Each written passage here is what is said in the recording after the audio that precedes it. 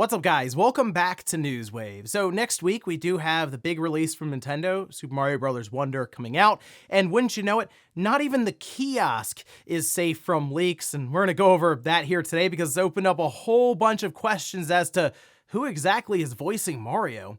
Also, we are going to be talking about a bit of a hit when it comes to physical games, as it appears one retailer could be saying goodbye completely, and we also got an update from Hideki Kamiya, Platinum Games, formerly at Platinum Games, and kind of an idea of what's next for him going forward. Guys, if you enjoy these videos, make sure you hit that like button, helps out a ton, and if new here to the Spawnwave channel, make sure you subscribe down below. And we're gonna start today with Sonic Superstars, because while obviously a lot of focus right now is on Mario Bros. Wonder, we also have a 2D Sonic game coming out next week, which I saw some people mention is the first time in, what, like 2 decades or something since that's happened, but the game has been looking pretty good in all these different previews.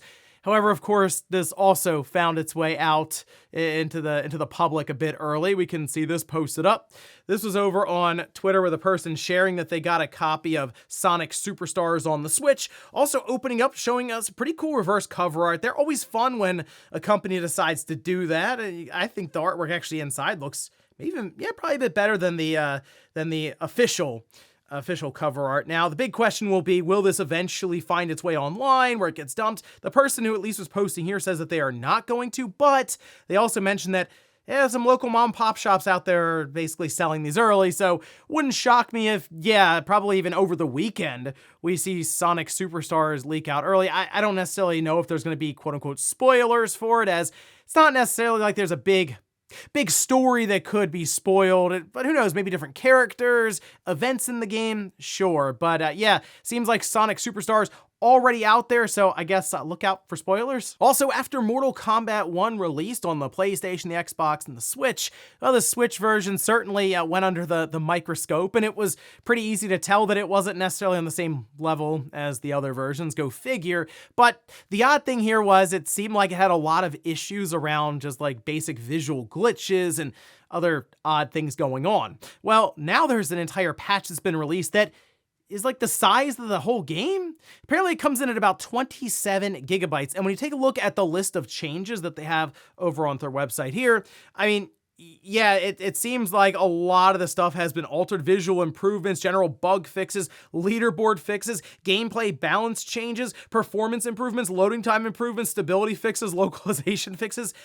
Basically everything, and people have kind of speculated that that 27 gigabyte file is basically the game and you're re-downloading it all over again, because once you download the patch and go through the process of installing it, you end up with 33 gigabytes on the other side. So apparently the game's even gotten a bit smaller in terms of its overall file size on the Switch. And some people have had some early impressions with it where it seems that the frame rate, at least, is smoother, specifically when the cameo characters come on screen. I believe RGT did a quick video just checking it out, like at first glance, and it seemed a bit better there because those would absolutely tank the frame rate when they would show up in a fight. So hey, if you have Mortal Kombat 1 and maybe put it back on the shelf waiting for a patch for the Switch, it's out now, so you might as well check it out. Oh, and it does look like there is another bundle to look forward to for this holiday. This, though, for the Xbox Series S, and we can see this posted up over on the Xbox website. And it's basically the Xbox Series S at the same price with 3 months of Xbox Game Pass Ultimate. Of course, this coming in still at $299.99, October 31st, so at the end of this month. I mean, hey, if you're already getting one of these for somebody for Christmas, you get 3 months of Game Pass Ultimate. That'll set you up pretty nicely, actually, with the number of games that they have on the service. I mean, really, you could spend a lot of time in Game Pass just with those 3 months. But I do kind of look at this as Microsoft working to really clear stock for what we all figure is happening in 2024 after those leaked documents, a new Xbox Series S, as well as a new Xbox Series X, specifically mid-gen refreshes. So I guess keep that in mind, although if this was already on the Christmas list, might as well take advantage of this. And guys, with some of the quick news out of the way, let's get into the bigger stuff. Let's start right away with this very strange leak that's hit Nintendo around their big time title coming up next week, Super Mario Bros. Wonder. It's going to do very well for Nintendo. We all figure that. And we also kind of figured the game itself would leak early since it happens to Nintendo every single time. But this one is a bit different, and it has to do with those kiosks that started popping up places like Walmart, Best Buy, Target. Nintendo even made the official announcement over on their Twitter account that you can go to these retailers and play the game in store for a set amount of time. Most people figured, okay, they didn't want to put the demo out because they thought people would data mine it. Well, people still apparently were able to data mine the kiosk demo. Now, what happened was, randomly on 4chan, someone started posting that they had the kiosk demo in their possession, and they're able to start going through the different files. Now, this started then spreading to different forums, think of Reset Era, Famiboards, Reddit, all of that, right? And then it got to the point where people were able to catalog all the different voice actors and all of this, and then they whittled it down to 2 different people who could potentially be voicing Mario. That's right. That's what this entire thing is about. Who is voicing Mario, with Charles Martinet, of course, now being a Mario ambassador and making the rounds? Well, we can see this over on VGC, them actually quoting a Twitter account who then also mentioned Mondo Mega, who compiled all the information.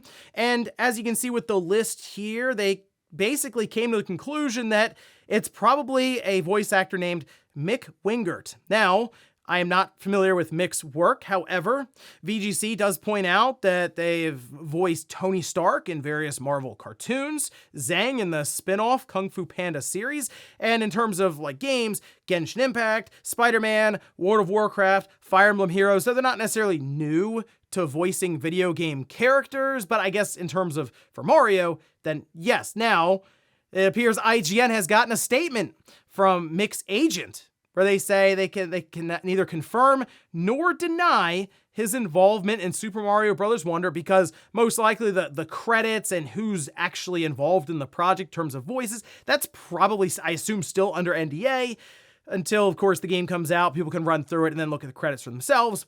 But he can confirm that he is not voicing Mario. So the mystery continues. And you know, it is interesting that it's come to this point where people are willing to just data mine the kiosk demo, the one that's found in stores, which I'm curious how that worked out. I assume either a representative who, because the way it was explained to me, as some people were commenting and sending messages, basically people make the rounds and they essentially upload data to the Switch, and it's set up in like a retail mode so that it just plays certain games as locked otherwise. I guess maybe a person who was going around doing that was able to just pull the demo, or maybe just an employee at a Walmart, a Target, or anything there. It's just, we've gotten to the point where it was an inside job to get this demo out, and that way they could figure out who's voicing Mario, and we still don't know who's voicing Mario. I assume Nintendo is either not going to make a big deal about it at all, or they will, and it's kind of an announcement set up maybe for release day or leading up to release after embargoes lift around reviews, because then, yeah, people who have the game clearly can look through the credits and try to figure out from there who's voicing Mario. So at least that's the mystery that's going to be ongoing for the next couple of days leading up to release. Who exactly is now taking over the voice for Mario after Charles Martinet? I guess at the very least we'll find out next week on Friday when the game releases and somebody just speed runs through it, or of course it gets data mined when it drops early. Next up, let's talk about the Famitsu sales chart and some interesting bit of information around how the Switch is doing in terms of sales in Japan versus last year. Let's head over here though first to the charts. We can see at the top, we have Detective Pikachu Returns, 85,639.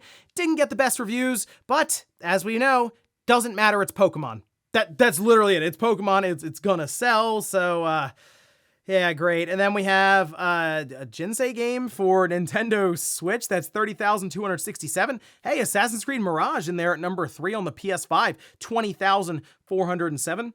Pikmin 4 still hanging in there, 15,748, making the march to 1 million units alone in Japan. So impressive stuff there for Pikmin. Then we have a cluster of Sword Art Online, both on the PS5 and the PS4. That's Last Recollection, 11,740, and then 8,554. And then Assassin's Creed Mirage on the PS4, actually 8,029. Then Mario Kart 8 Deluxe, Pokemon Scarlet and Violet, and EA Sports FC24 still actually hanging in there around at the top 10. Moving over to the hardware, this is where things get kind of interesting because the Switch is at the top, 110,241. That itself isn't necessarily the part that's surprising. However, when you compare fiscal year 23 to fiscal year 22, we can see Takashi Machizuki points this out using Famitsu, of course, as the source.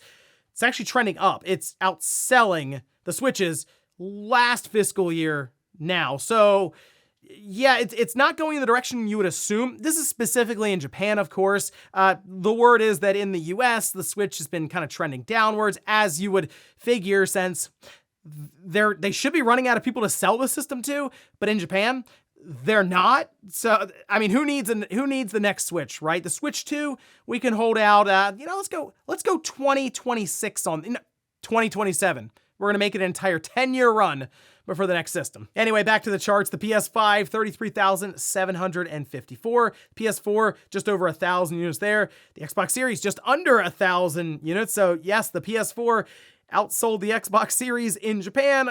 Kind of makes sense, though, with things like Sword Art Online coming out, and then, of course, Assassin's Creed Mirage having a retail presence. Then the 3DS, still sticking around on the charts, 21 of them sold. So yes, the Switch continues to break trends when it comes to the late part of a system's life.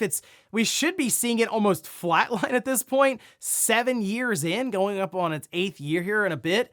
But no, it's actually bouncing back up, at least in Japan. I still think Nintendo will continue forward with their next system as planned for, we assume, 2024, and maybe they can just keep selling the current Switch at a discounted price and make that push to outsell the PS2 and the DS years from now. But it's impressive stuff, something you don't ever see in console game sales or anything, but the Switch just continues to roll along. Next up, let's talk about a bit of a blow to the physical media side, especially when it comes to retailers. We've, of course, seen the physical to digital split continue to go more and more favor of digital, and let's face it, when it comes to movies, most people are probably streaming on these different platforms like Netflix, Amazon Prime, Hulu, etc. Well, now it appears, according to a report, Best Buy could be eyeing an exit from the physical media side, especially when it comes to different movies. We can see this posted up. This was over on Digital Bits, and their site got absolutely crushed when they put this out there. So it seems that people are, yes, interested or concerned, maybe excited, I don't know, about physical media fading away from store shelves, but they say the Digital Bits has learned from industry sources, and we've confirmed it with multiple sources now, that Best Buy plans to exit the physical media business for good next year, possibly as soon as the end of Q1 2024. I'm trying to think if that'd be calendar year or fiscal year for that. I mean, if it's calendar year, well, there you go, at the end of March. So that's pretty soon. Basically, they're trying to make it through this holiday period, according to this report, and then maybe start up 2024 with I guess just a shrinking or basically disappeared Blu-ray movie section, all this. Now, they say this includes not just their in-store Blu-ray, DVD, 4K Ultra HD sales, which retail has been gradually phasing out for a couple of years now in many store locations, but online sales as well. That one was surprising. I figured, okay, in store, maybe they'll pare it back some, because they already kind of have. If you go to a Best Buy, I've noticed their section has been shrinking a bit more, and I don't go to the stores looking for a day one 4K movie or anything, but you still figure they would have bigger standees or sections or stuff for some of the more popular movies. But for me, it's like one metal shelf kind of that just runs maybe 10 feet. And that's just where all the movies are. They're much more focused in, obviously, on TVs and that sort of thing. But we are getting to that point where you start to wonder about how retailers are going to view this space, with digital just really taking over heavily right now. It does appear that they are mostly talking about movies in this case. However, you have to assume that, okay, the movie section with the Blu-rays and all that kind of going away, how much longer does the game section really have? Because I've kind of noticed that even that section, PS5 and Xbox, has also been shrinking a bit. And then, of course, there's the question of if Best Buy does exit when it comes to physical media with movies, maybe even games and stuff, what happens with other retailers? They view that as, oh, well, okay, maybe we should follow suit, or maybe they double down realizing that one of their competitors has exited and there's just more people who may be looking for a place to buy these different movies and games and such. So interesting times ahead, but it continues to play into what I believe is going to happen with the next PlayStation and Xbox launching, say, in 2028, just not even having a disc drive with it. I mean, Sony is about to launch one that it's optional, and they won't have the current PS5 going forward as soon as manufacturing and stock runs out there. So we'll see if Best Buy has any kind of announcement or anything for us as we get into 2024 with the holidays looming, where they're probably going to try to sell off a bunch of their movies and stuff to clear shelves. So I guess we'll see going into next year. And in our last bit of news, let's talk about Hideki Kamiya, who just randomly left Platinum Games. At least that's kind of how it was made out, where one night on Twitter, it was like 3 a.m. or something Eastern Standard Time, he's just like, yeah, Hideki Kamiya is no longer at Platinum Games. They just put out a press release, and that was sort of it. He also had confirmed it with no real details around the matter, and everyone's been wondering, okay, what happened ever since? Well, Hideki Kamiya decided to start a YouTube channel, and on this channel, he kind of explained the situation, and he also mentioned when he can start creating games again. Now, we can see this posted up. This is over on Game Informer, along with Video Games Chronicle, who was able to transcribe and translate some of the things that he was saying in his video. He did mention, though, he thinks it's been about 3 months since he decided to quit. So it's actually been longer than, I guess, when that press release went out, which I figured he probably would have had to have stayed on for a month or two just to help transition any projects that he may have been part of and then depart. But he says, once I decided to leave, I had to clean up all these toys and stuff like that. Once I finished cleaning, I was at home with my paid vacation. He left, apparently, the office and got into what looked like a Lamborghini and drove off. That sounds like something Kamiya would do. Now, he did mention he can't necessarily comment exactly why he left, like down to, okay, what was it about this project or anything, but he did say, I left the company because I wanted to follow my beliefs as a game creator to choose the path I think is right and move on. Yeah, so I'm not going to retire yet. I want to keep creating games. Now, he does say he can't work in games for a year due to quote-unquote reasons, and we all basically figure, okay, that's a non-compete clause with Platinum Games, which means, okay, in 12 months, he could technically form his own studio, maybe even go to a bigger publisher or something and work with them, try to figure out funding, and then can create his own title again. Interesting stuff to follow there, but something else to think about, okay, why would he have left Platinum? To be honest, he's kind of talking to me about maybe some differing opinions and ideas around Project GG and how that most likely is going to try to wade into the field of live services, which, hey, at this point, if Hideki Kamiya was against that, he might end up being right, because we're seeing stuff, big budget stuff, like from Sega with Hyenas, get canceled before it even comes out. Oh, and something else to keep in mind alongside of this, turns out Shinji Mikami, maybe his non-compete clause is up now. He says, I've broken the spell of non-competition on myself. I guess I should get to work. So Hideki Kamiya is still about a year off from when he can work in games, but makes you wonder if Shinji Mikami and Hideki Kamiya, some of the original founders of Platinum Games, could get together and maybe work on a brand new title, maybe form a new studio, and I mean, that seems like a studio coming together there that could probably get some serious funding from a Microsoft or a PlayStation. Who knows? Interesting stuff, though, but it's going to be a while before we see Hideki Kamiya back in games. I guess, though, if you want to keep following him, check out his YouTube channel. Who knows what he's going to post there at this point. And before we go to the comment of the day, we're taking a look at the poll that I posted up yesterday, where I ask, do you prefer to go to the store, like a Best Buy, a Target, a GameStop, to buy your games? Okay, 39% say yes, I buy all my games in store. 30% say no, I prefer to buy my games online, just have them shipped in.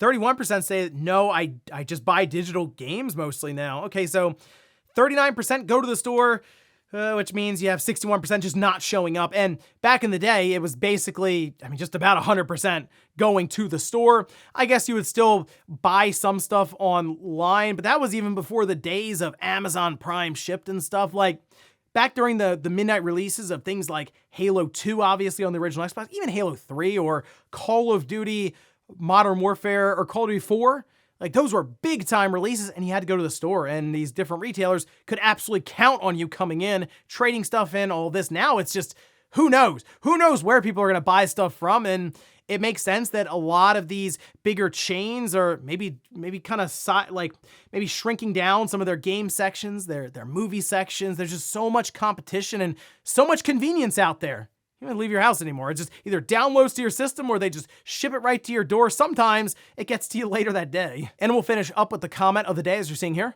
This is from Cordy, who says, I've accepted that we won't get any more feature updates for the Switch, be it themes or anything else. One wish that I do have for the next system is to bring back the changeable grid size that they have on the DS systems. To me, it would be acceptable as a middle ground between folders and no folders. Yeah, that was actually nice. You could basically put more and more like squares and grids and stuff on there for like the 3DS. I do wonder, since people have become convinced that there's no more feature updates for the Switch, that's usually the time where Nintendo goes, okay, here's a big feature update for no reason. But the interesting thing is, because the Switch really is lacking in a lot of these system level features that people have been asking for, one of the other benefits for launching a new system that should be more powerful, again, we figure at this point with a lot of the reports out there, more RAM, is they can still keep it similar speed, but just have all kinds of extra stuff to at least make the experience better. Certainly more convenient when it comes to finding and picking and organizing your game. So who knows, maybe they'll lean into that. They'll spend like 10 or 15 minutes in one of their showcases just showing you all the different upgrades that they have. And who knows, maybe they'll let you message your friends. And ladies and gentlemen, that's gonna do it here for Newswave. If you enjoyed this video, guys, hit that like button. If not, hit the dislike. Leave comments down below about everything we talked about here today. Was the situation around Super Mario Bros. Wonder. Do you think Nintendo is gonna make a big deal about the new voice behind Mario, or is it something that people are gonna have to piece together once again with the credits when they play through the game? And then also, what about Best Buy stepping away, seemingly, based on this report, from physical media? How do you think things will look by 2028 when the next Xbox and PlayStation come out? And then Hideki Kamiya, seems like he's got about a year before he can get into games, but do you think he might get together with someone like Shinji Mikami, open a brand new studio and work on a new game, a new IP, something there? Thanks, guys, for watching. Have a great weekend. I'll see you back here Monday morning, 8 a.m. Eastern Time for Newswave.